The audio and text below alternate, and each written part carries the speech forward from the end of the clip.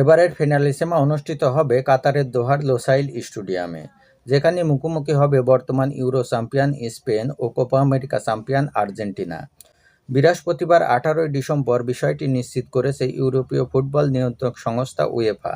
UEFA জানায় আগামী বছরের মার্চে অনুষ্ঠিত হবে ফিনালিসেমা। দুটি মহাদেশীয় চ্যাম্পিয়নের মধ্যকার এই প্রতিযোগিতা 2021 সালে ফের চালু হয়। 2022 সালের ফিনালিসেমায় নিউল্যান্ড ম্যাচের আর্জেন্টিনা ইতালিকে 3-0 গোলের ব্যবধানে হারিয়ে শিরোপা ঘরে তুলেছিল।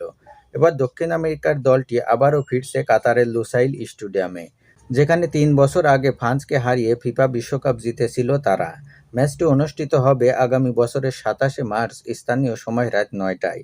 এখন পর্যন্ত স্পেন ও আর্জেন্টিনা একে অপরের মুখোমুখি হয়েছে মোট 14 বার। দুই দলই জয় পেয়েছে সমানে সমান, অর্থাৎ 6টি করে। গত বছরের 14 জুলাই ইউরোপিয়ান চ্যাম্পিয়নশিপের ফাইনালে ইংল্যান্ডকে 2-1 গোলের ব্যবধানে হারিয়ে চ্যাম্পিয়ন হয় স্পেন। একই দিন কয়েক ঘণ্টা পর কোপা আমেরিকার ফাইনালে কলম্বিয়াকে 1-0 গোলের ব্যবধানে হারিয়ে শিরোপা জেতে আর্জেন্টিনা।